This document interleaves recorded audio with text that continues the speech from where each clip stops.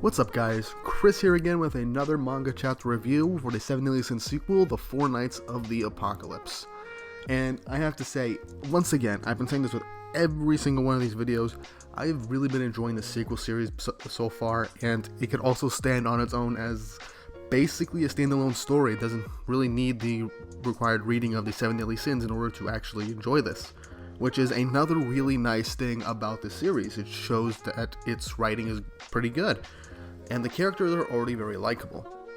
Not only that, but this recent chapter has more or less confirmed a few of my theories that I've come up with in other fan theories that fans of the series have already basically come up with once this arc specifically had begun, and now with this arc's proper conclusion, we are finally getting started with what potentially the next arc could in fact be. So before we get into the actual video, don't forget to like and subscribe and hit the notification bell for updates on future videos. These 4 Nights of the Apocalypse manga reviews have been doing pretty well so far, and I really hope it's been reaching a lot more people.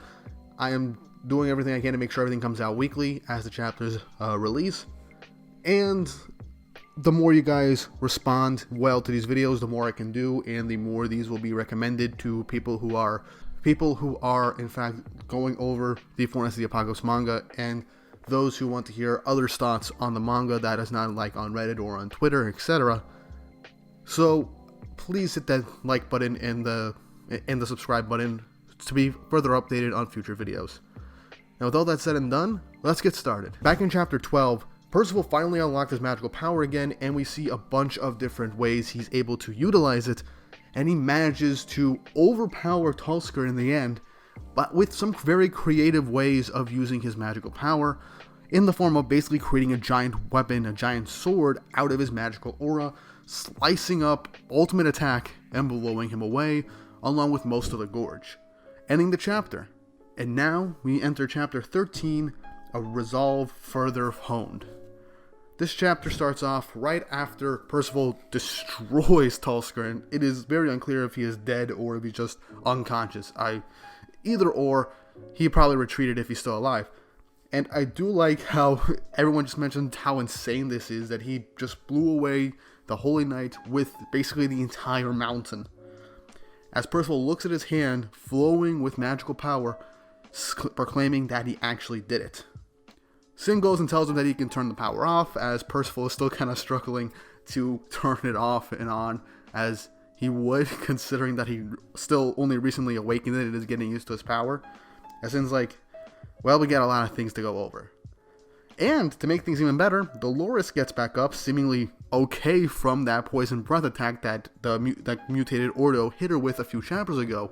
And I like the reactions of Nasiens and Donnie, as Donnie thinks that she's just a giant zombie, and Nasiens is just excited to see her as she gets up, rubbing her head. And I love how Sin just straight up says that the reason she survived and didn't get any horrible damage was because at the very last second she activated the giant's innate defensive ability, Heavy Metal. And this also shows that it is basically a self-defense skill, and that Dolores most likely had to have had some sort of combat training in the past. So it is possible that this has been brought up by multiple people, especially with how she's blonde, a giant, and she's a giant that worships the goddess race for some reason. People think that she might be the daughter of Matrona,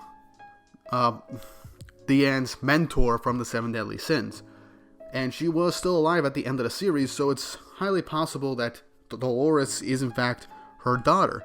And for some reason or another, she left home and she was brought in by Ordo and was raised alongside Nasiens.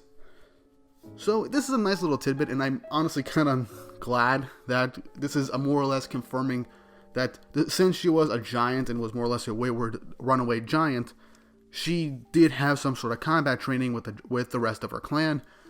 So it is possible that she is Matrona's daughter. This isn't a confirmation, but it's just a nice fan theory that is like, okay, this could very well be possible.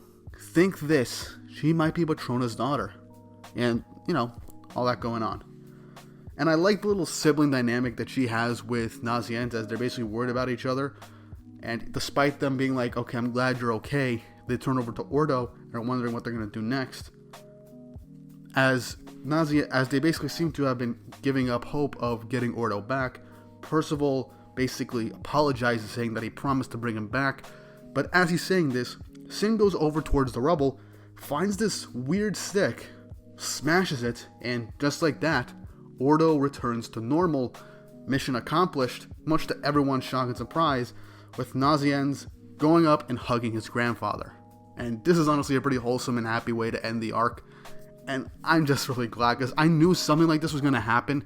Either they get Ordo back to normal, or possibly he's stuck like this and Nasiens is going to spend his time searching for a way to cure him. But yeah, that tearful reunion happens, and we go back to the Dragon's Backbone, where Donnie, Sin, and Percival are gathered and essentially are going over what just happened. Percival saying that he's glad that Nasiens managed to get his grandfather back after all the craziness that had just happened. And Donnie, after agreeing, looks over nervously to Sin and asks what that stick was and how it made Ordo into a monster. And this is the most important and informative part of the chapter. Sin states that that stick was called a Chaos Staff, and they're infused with chaotic power, and that the King of Camelot hands them out to all of his knights. So this straight up confirms that Ordo was mutated and changed with chaos power. So this is straight out confirmation. Arthur himself is according to what Sin has said, this could be entirely false, but Arthur has been giving these weird chaos staffs that he's created infused with chaos power, and I have a feeling that Merlin was the one that helped create these due to her interest in research into chaos. He gives them out to his knights, and they can use them however they see fit. And this is honestly something very interesting, because this means that every knight, including Pelgart and Ironside, have these staves on them, and at any point, they could use these to turn people into chaos creatures to cause mayhem or even put Percival in a compromising position. Now this also comes into the question, will they use these on the Sins? This would be entirely possible, but if they use this on the Sins, I'm pretty sure maybe Meliodas and Elizabeth might be immune due to their direct connection to the Supreme Deity and the Demon King and how strong they are. But Bana's abnormal human, King and the Anne are still pretty powerful, but it's possible that now that these styles are introduced, this brings on a whole bunch of different possibilities. And if the Knights of Camelot go completely rogue, or if some villain manages to get these staves, they can cause immense chaos by turning humans, giants, fairies, every race imaginable into these chaos creatures, and basically running Britannia into the ground, erasing everything else so Camelot could rise. Now that's a really good theory. Now I doubt Arthur is doing this of his own free will or is actually thinking that this is the best possible scenario, but it's still possible. I don't know why Arthur is giving these to his knights and why they're causing all this trouble in Britannia at this point, and I'm sure we'll get answers later down the road. And this is what Sin says. If you want to figure out what's going on, go and ask the King of Camelot himself. As Percival then proclaims that his goal has now changed. At first it was to find his dad, beat him up, and find out why he killed his grandfather and was going after Percival. And now, after meeting Nasiens and taking down Talsker, he realized that his main goal is going to go and beat the King of Camelot up. He doesn't want anyone to go through what he has. And I like how Percival, even though he's 16, still talks like a child most of the time and gets Camelot wrong. And as he gets excited to go straight to Leonis, his magical power starts to burble up with all these little mini golems of him going all over the place. And I like how after this, Percival just changes the subject entirely to who get the best prey game that they had. Donnie got nothing. Percival killed a bunch of creatures during his fight in the Echo Gorge, but then Sin says that he actually won. He wags his tail and bam, a rabbit or a creature appears out of nowhere. So this is probably Sin's magical power, being able to store things in possibly a pocket dimension, which that's actually pretty cool and very useful, which explains where that spell bead from back in chapter 4 came from. But anyway, he basically says that this thing is worth a lot of money compared to the regular ones. So all three of them begin to leave as Nasiens runs up towards them, telling them to wait.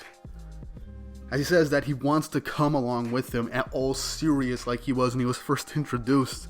And I like, because earlier in the chapter, Donnie says, seeing a no-nonsense guy like Nasien just straight up start crying and tearing up and going over to give his grandfather a hug seemed so out of character for him. And I love it when he's just saying, like, now he's back to no-nonsense BS.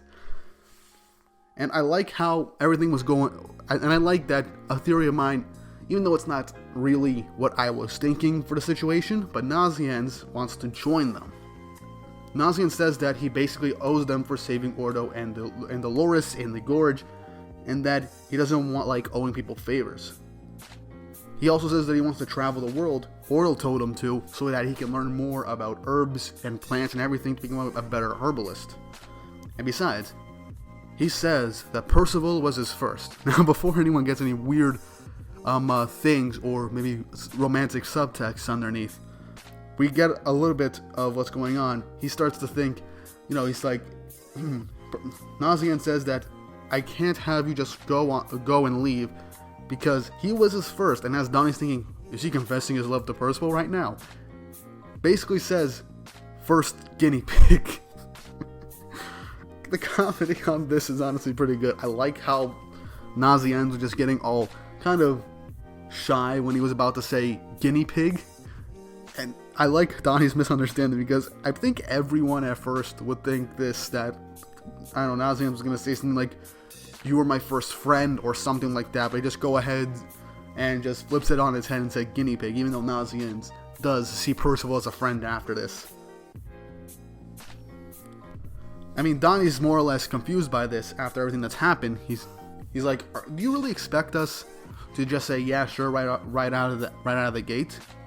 As Sin just says, what exactly is the problem? His magic and knowledge of poisons can actually really help them out, and that's actually something very well known, because I have a feeling that Sin probably doesn't have any spell beads for healing on him at the moment, and having someone like a doctor on their side could actually really help them in their performance and getting across Britannia and in their journey towards Leonis. And I like how Donnie is just straight up against having Nasiens around, just saying that he's just super creepy. But Sin smugly declares that since he basically won the game to get the best prey, he says that everyone owes him one single request, one order. And so, obviously, he just straight up says, Nasien is coming with us. As they all agree, Nasien with like an innocent smile. Seriously, this guy's like facial expression changes like so often, as now they're all going straight towards Leonis, and they're saying that their first stop has to be a town in the north called Sistana, where Ordo and him used to go sell medicine. And that's more or less how the chapter ends, with the four heading off to Leonis. So yeah, another awesome chapter and a really nice and conclusive way to end off this arc.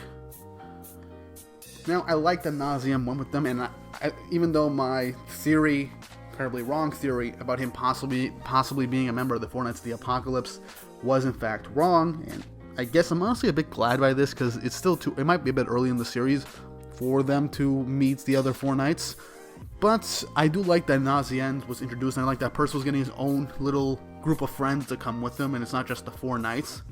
Because one of the best things about the Seven Deadly Sins was, aside from the group dynamic of the Sins, you had Elizabeth and Hawk with them, and all the different interactions that they had. And I like that Percival's getting his own little merry band of knights and fighters along with him, and with pretty differing degrees of power. And I can see Donnie getting stronger along the way so that he could help protect Percival, even though Percival is obviously the strongest member of them. But yeah, the Echo Gorge arc has more or less officially concluded, with Nasien joining the team, and them learning more about chaos power, or at least them getting the knowledge of chaos power. So I really do like this. A few theories were confirmed. The fact that Ordo was manifested and mutated with chaos power, and the fact that Nasien is joining Percival and the group on their way to Leonis, and now the next arc is finally going to start. And I am just all kinds of excited. Are they going to go straight to Leonis now? Or are they going to have another pit stop, maybe meet a member of the Four Knights, or add another new member to their group? Or who knows, maybe meet up with the rest of the Cat's crew? it's very possible. I mean, they were introduced along with Donnie, and I feel like it'd be weird if we never visited them again. But with all that said and done, what did you guys think of this chapter? Did you like it? Did you hate it? Do you like the fact that Nasiens is joining Percival and Donnie in sin? And where do you think they're gonna go next? And what do you believe Arthur's reasoning is for giving his knights these staffs infused with chaos power? And what do you think the end goal could possibly be? Leave all that in the comments down below. And also, one quick thing, do you think the Sins could get affected by this and lead to some big climactic battle where King Arthur, if he really is evil, manages to use the chaos power to corrupt the Sins, and the four knights, along with their allies, will have to fight powered up Sins with chaos power? Let me know in the comments down below, because that's honestly a pretty interesting thing to come up with. But yeah, don't forget to like and subscribe, hit the notification bell for updates on future videos, so that you can get updated for when my next videos are uploaded. Don't forget to follow me on Instagram and Twitter at @TheGreekWeeb for updates on future videos. And with all that said and done, I hope you guys have an awesome day.